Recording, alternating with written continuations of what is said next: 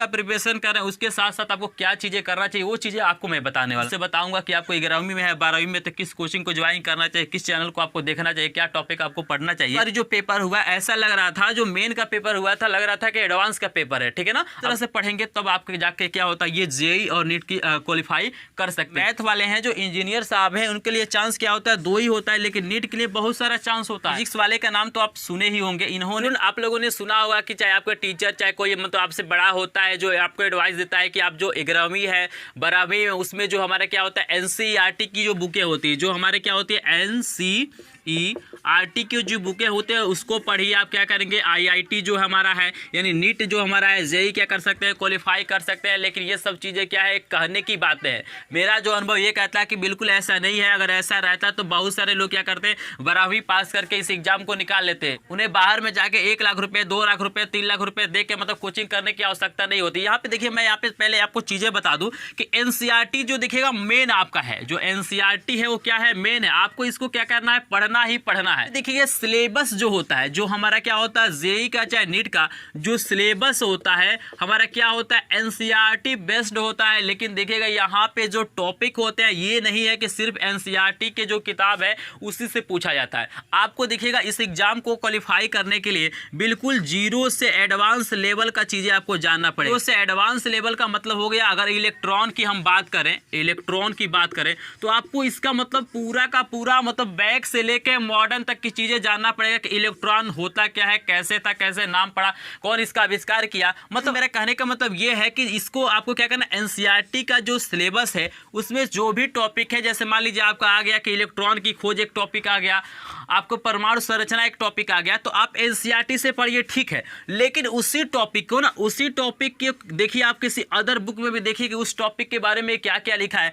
क्योंकि एनसीईआरटी में कोई जरूरी नहीं है कि एनसीईआरटी में जो चीजें पूछा है वही आपसे क्या हो जाएगा जेईई और नीट के एग्जाम में। बहुत सारे लोग कहते हैं कि जो क्वेश्चन पूछे जाते हैं इसी से पूछे जाते हैं, बिल्कुल ये सही बात है, सिलेबस सेम होता है। लेकिन ये कोई जरूरी नहीं है कि एनसीईआरटी की किताब में जो प्रश्न दिया है वही प्रश्न आपसे पूछा जाए। बस आपको टॉपिक क्या करना है इससे कवर करना है। आपको एनसीईआरटी भी पढ़ना है, प्रेफरेंस में अदर बुकें भी पढ़ना है। इस पे मैं एक स्पेशल वीडियो बनाऊंगा, अगर आप लोग कमेंट करेंगे तो मैं आपको स्पेशल वीडियो बनाऊंगा कि किस किताबों को हमें पढ़ना चाहिए। यहाँ पे बस मैं आपको ये बताऊंगा कि 11th में है 12th में है 10th में है तो आपको किस तरह से पढ़ना चाहिए, बोर्ड का प्रिपरेशन कर रहे हैं उसके साथ साथ आपको क्या चीजें करना चाहिए वो चीजें आपको मैं बताने वाला हूँ। नेक्स्ट वीडियो में लाऊंगा जिसपे बताऊंगा कि कौन सा बुक आपको पढ़ना चाहिए, कौन सा बेस्ट बुक है। यहाँ पे आपको समझ में आ गया कि सिर्फ एनसीईआरटी पढ़ के, कुछ लोग कहते हैं भैया एनसीईआरटी पढ़ के इसने क्या किया है जेईई निकाल लिया है, नीट निकाल लिया, लेकिन बिल्कुल वो गलत चीजें होता है। जहां तक मेरा अनुभव है कि सिर्फ एनसीईआरटी पढ़ के आप क्या कर सकते हैं जेईई और नीट को नहीं निकाल सकते। आप लोग खुद सोचिए स्टूडेंट, आपको वहां पे जो क्वेश्चन मिलते हैं वो ऑप्शनल मिलते हैं, ऑब्जेक्टिव मिलते हैं, जो क्वेश्चन मिलते हैं क्या मिलते हैं ऑब्जेक्टिव मिलते हैं। यहाँ पे आपको कम समय में क्या करना है क्वेश्चन को सॉल्व करके उसका टिक लगाना है। और आप जानते हैं कि जो बोर्ड एग्जाम होता है, जो हमारा क्या होता है बोर्ड एग्जाम होता है, उसमें यदि आप क्या करते हैं किसी क्वेश्चन को आंसर अगर शॉर्ट ट्रिक की मदद से लिख देते हैं, सिर्फ आंसर लिख देंगे तो ये क्या होगा बोर्ड एग्जाम में आपको नंबर मिलेगा नहीं मिलेगा स्टूडेंट। लेकिन यहाँ पे अगर उस ट्रिक का प्रयोग करके अगर सही कर देते तो यहाँ पे आपको नंबर मिलेगा। लेकिन बोर्ड एग्जाम में क्या किया जाता है किसी भी चीज को एक्सप्लेन करके लिखा जाता है। तो ये बताइए आपने अगर किसी क्वेश्चन को सॉल्व करने का तरीका आपको पता, जैसे मान लीजिए आपका मैथ हुआ चाहे बायो हुआ चाहे आपका केमिस्ट्री हुआ, कोई क्वेश्चन क्या होता है बोर्ड एग्जाम में देता है तो उसको आप लोग एक्सप्लेन करके खूब अच्छे से क्या करते हैं एक पेज आधे पेज में क्या करते हैं सॉल्व करते हैं। लेकिन आपको क्या होता है जब कोचिंग करते हैं अदर क्या करते हैं आप कोचिंग करते हैं चाहे जहां से भी करें, आपको मैं प्रेफर करूंगा यहाँ पे मैं अपने जो अनुभव है उससे बताऊंगा कि आपको 11वीं में है 12वीं में तो किस कोचिंग को ज्वाइन करना चाहिए, किस चैनल को आपको देखना चाहिए, क्या टॉपिक आपको पढ़ना चाहिए। यहाँ पे मैं बता दूं कि आपको यहाँ पे क्या किया जाता है जब कोचिंग पढ़ेंगे स्पेशल आप लोग जेईई के लिए पढ़ेंगे नीट के लिए पढ़ेंगे तो उस कोचिंग में क्या बताया जाता है जो टॉपिक आपने क्या किया 11वीं में पढ़ा है 12वीं में पढ़ा वहाँ पे क्या किया जाता है जीरो से बिल्कुल एडवांस लेवल की चीजें बताई जाती।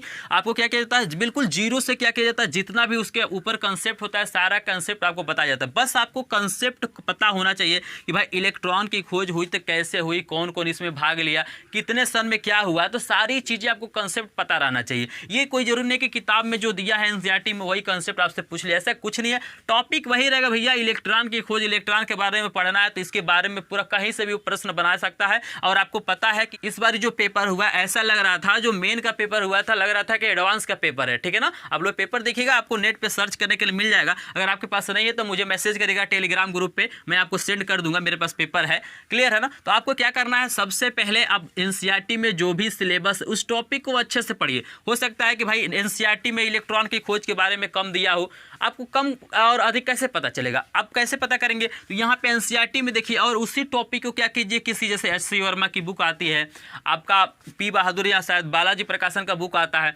बहुत सारी बुकें आती हैं, नूतन की बुक आती हैं, ठीक है ना। वहाँ पे क्या होता है, आप उसमें देखिए कि इस टॉपिक के बारे में और एक्स्ट्रा पॉइंट क्या बना है। आप क्या कीजिए, एनसीईआरटी से भी एक नोट बनाइए कि भाई जो भी आपको मेन पॉइंट लग रहा है एनसीईआरटी से नोट बनाइए। और इस किताब में जैसे मान लीजिए आपका बालाजी हो गया, आपका नूतन प्रकाशन हो गया, अन्य जो किताबें आती है उसमें से टॉपिक को देखिए भाई इलेक्ट्रॉन की खोज के बारे में और क्या बताया। अगर कुछ ऐसा टॉपिक मिल रहा है, कुछ ऐसी जानकारी मिल रहा है जो एनसीईआरटी में नहीं दिया है, तो उसको आप क्या कीजिए, नोट कीजिए। इस तरह से पढ़ेंगे तब आपके जाके क्या होता है, ये जेईई और नीट की क्वालिफाई कर सकते हैं। लेकिन अभी भी देखिएगा, अगर आप सोच लेते हैं कि मैं एनसीईआरटी पढ़ लूंगा, बालाजी पढ़ लूंगा और हमारा क्या है जो नूतन प्रकाशन उसको पढ़ लेंगे तो हम नीट और जेईई क्वालिफाई करेंगे, तो बिल्कुल नहीं कर पाएंगे। नहीं कर पाएंगे, क्यों नहीं कर पाएंगे, क्योंकि भैया आपको शॉर्ट ट्रिक नहीं पता है, आपको तरीका नहीं पता है कि कैसे हम बड़े बड़े क्वेश्चनों को क्या करेंगे, शॉर्ट रूप में सॉल्व करेंगे। आपको बोर्ड एग्जाम में क्या किया जाता है, शॉर्ट ट्रिक नहीं पढ़ाया जाता है, क्योंकि बोर्ड एग्जाम में अगर शॉर्ट ट्रिक से क्वेश्चन सॉल्व करेंगे तो आपका क्वेश्चन क्या हो जाएगा, गलत हो जाएगा। उस शॉर्ट ट्रिक को पढ़ने के लिए आपको क्या करना पड़ता है, इसके लेवल का आपको चीज़ें पढ़ना पड़ता है, जेईई और नीट के लेवल की चीज़ें पढ़ना पड़ता है। ये चीज़ें होता कहाँ से, तो इनके लिए क्या होता है, स्पेशल क्या किया जाता है, कोचिंग चलाया जाता है। तो आप वो मैं सजेशन यही देना चाहूँगा कि अगर आप 11वीं में हैं, आपका भी लक्ष्य है कि नीट क्वालिफाई करने का, जेईई क्वालिफाई करने का, आप भी इंजीनियर बनना चाहते हैं, डॉक्टर बनना चाहते हैं, आपको पता है कि इनके लिए चांस 2 ही होता है। जो मैथ वाले हैं, जो इंजीनियर साहब हैं, उनके लिए चांस क्या होता है, 2 ही होता है। लेकिन नीट के लिए बहुत सारा चांस होता है, 2 यहाँ पे एज होता है, ठीक है ना। इसमें मत मान के चलिए आपके पास बहुत सारा चांस होता है, इसमें जब चाहे आप पेपर दे सकते हैं, एज लिमिट इसमें होता है। लेकिन इसके पास क्या होता है, 2 ही चांस होता है। तो बताइए 2 बारी में नहीं निकला तो इनका टाइम खत्म हो गया। देखिए सुन, अपने अनुभव के अनुसार मैं आपको सजेशन यही देना चाहूँगा कि अगर 11वीं में आप हैं, 12वीं में है, तो आज ही से अगर आपको क्वालिफाई करना है तो अदर आप मतलब बोर्ड की एग्जाम की तैयारी तो करी ही, साथ में साथ किसी कोचिंग को आप लोग ज्वाइन कीजिए। बहुत सारे ऐसे कोचिंग संस्थान हैं, बहुत सारे ऑनलाइन भी आप लोग घर से कर सकते हैं, आपको वहाँ जाने की आवश्यकता नहीं है। अब तो चीज़ें क्या हो गई, ऑनलाइन हो गई है, बहुत सारी चीज़ें मिल रही है। जैसे मेरे जो स्टूडेंट चाहे मेरे जो मतलब रिलेटिव में जो तैयारी करते हैं वो करते वाला एक चैनल है, एप्लीकेशन भी उनको जानते होंगे, वाले का नाम तो आप सुने ही होंगे। इन्होंने क्या किया है, बहुत कम पैसे में, हमको लग रहा है 3000 या 4000 में क्या करते हैं, पूरा तैयारी करा देते हैं आपका।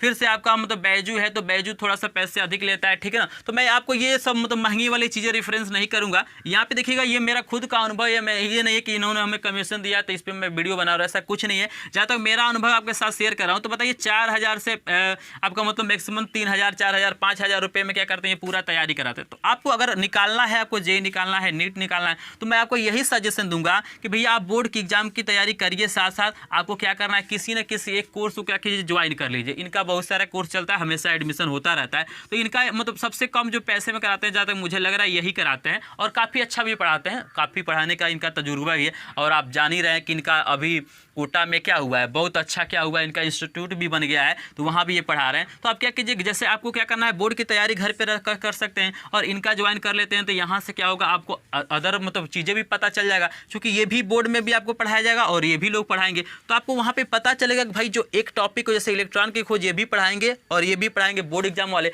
तो वहाँ पे आपको अंतर पता चलेगा कि इनका पढ़ाने का तरीका क्या है और इनका पढ़ाने का तरीका है, क्या टॉपिक ऐसा है जो इसमें नहीं है और इसमें मिल रहा है। तो वहाँ से चीज़ें आप लोग छांट लेंगे और ऑटोमेटिक आपको पता चलने लगा कि किस लेवल का चीज़ें हमें पढ़ना है। तो मैं यही इस वीडियो के माध्यम से यही बताना चाहता हूँ कि अगर आप 11वीं में है, 12वीं में, तो अभी से अगर आप इस चीज़ों को निकालना है तो आप क्या कीजिए, अभी आपको जेईई नीट निकालना है तो आप क्या कीजिए, अभी से मतलब कोचिंग ज्वाइन कर लीजिए, कोई ना कोई आप कोर्स ले लीजिए, कम पैसे वाला लेना है, अधिक पैसे वाला नहीं लेना है, ठीक है ना। या आप 12वीं पास कर लीजिए, उसके बाद से 1 साल क्या कीजिए, बैक ले लीजिए, 1 साल क्या कीजिए, बैक ले लीजिए और इसकी तैयारी आप करिए। या तो इंस्टीट्यूट में जाना चाहते तो किसी इंस्टीट्यूट में जाके बढ़िया इंस्टीट्यूट में तैयारी कर लीजिएगा, या 1 साल बैक लेके ऑनलाइन ही तैयारी कर लीजिए, उसके बाद आप एग्जाम दीजिए। चूँकि आपके पास चांस कितना है, 2 ही चांस है, तो 2 ही चांस है, तो उसको आपको लाभ उठाने के लिए आपको तैयारी होना चाहिए। लेकिन अगर आपके भी माइंड में होगा कि हम सिर्फ बोर्ड का एनसीईआरटी का किताब पढ़ लेंगे, नूतन का प्रकाशन का पढ़ लेंगे, हम बालाजी का पढ़ लेंगे, तो हम नीट और जेईई क्वालिफाई कर लेंगे, तो ऐसे ही आपके अंदर भ्रम है। अगर कोई कहता है तो बिल्कुल क्या है वो मतलब सरासर क्या होता है वो चीज़ें चीज़ें क्या होती है सही नहीं है, ठीक है ना। क्योंकि हमें ट्रिक आना चाहिए भैया। हम ट्रिक कहाँ सीखेंगे, जो क्वेश्चनों को सॉल्व करने का ट्रिक कहाँ सीखते हैं, तो हम लोग क्या करते हैं इसी कोचिंग में यही सिखाया जाता है। आपको वहाँ पे चीज़ें कंसेप्ट को अच्छे से समझाया जाता है, बिल्कुल जीरो से लेकर एडवांस लेवल तक की चीज़ें को समझाया जाता है।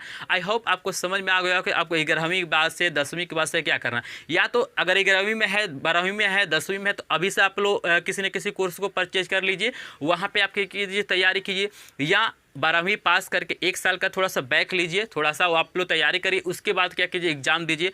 अब बाकी आप लोग की मर्जी है, चूंकि यहाँ पे नीट वाले के लिए तो कोई दिक्कत नहीं है, नीट वाले तो बहुत सारा चांस है। स्पेशली मैं जेई वालों को कह रहा हूँ कि जो लोग इंजीनियर बनना चाहते हैं, जो लोग मैथ्स हैं, वो क्या कीजिए बैक ले लीजिए, नहीं तो तैयारी करिए। इनके लिए तो कोई दिक्कत नहीं है, ट्राई कर सकते हैं, चूँकि इनके पास जो नीट वाले हैं डॉक्टर साहब हैं, उनके पास क्या है चांस बहुत सारा होता है, तो ये लोग ट्राई कर सकते हैं, कोई दिक्कत नहीं। लेकिन आप लोग के पास चांस कम है, तो उसका थोड़ा सा सोच समझ के क्या कीजिए आप चीज़ों को करिए। अगर है कि हाँ मेरी तैयारी हो चुकी है, तो आप एग्जाम दीजिए। और आपको क्या करना चाहिए, चीज़ों को समझना चाहिए कि मतलब कंसेप्ट को आप समझिए, आप बुक मत समझिए, वहाँ पे कंसेप्ट समझिएगा, इस कंसेप्ट में क्या बताया गया, इस किताब में क्या बताया गया, इस किताब में क्या बताया गया, तो आपको समझ में आ गया होगा आपको 11वीं के बाद क्या करना है, 12वीं के बाद क्या करना है। ये मेरा अनुभव था, जैसा आपको लगेगा आप लोग स्वतंत्र है वैसा कर सकते हैं। और नेक्स्ट वीडियो में लाऊंगा कि कौन सी किताबें हमें 11वीं में 12वीं में पढ़ना चाहिए, इस तरह कौन सा मतलब चीज़ों को पढ़ना चाहिए ताकि आगे चल के हमें दिक्कत न हो। अगर आप लोग कमेंट करते हैं, आप लोग इस वीडियो को प्यार देते हैं, अगर शेयर करते हैं, लाइक करते हैं, सब्सक्राइब करते हैं, तो मैं नेक्स्ट वीडियो बनाऊंगा, पूरा किताब मैं आपको दिखाऊंगा कि बैजू का भी पूरा किताब आपको दिखाऊंगा कि वो कितना प्रकार का किताबें देता है। जब उसका कोर्स परचेज करेंगे तो लमसम 80-90 हज़ार का आता है, वो पूरा एक ट्रॉली बैग क्या करता है किताब ही भेजता है, ठीक है ना। तो सारी चीज़ आपको बताऊंगा, तो आप लोग कमेंट करिएगा तो मैं बता दूंगा। मिलते हैं नेक्स्ट वीडियो में, तब तक के लिए आपका धन्यवाद।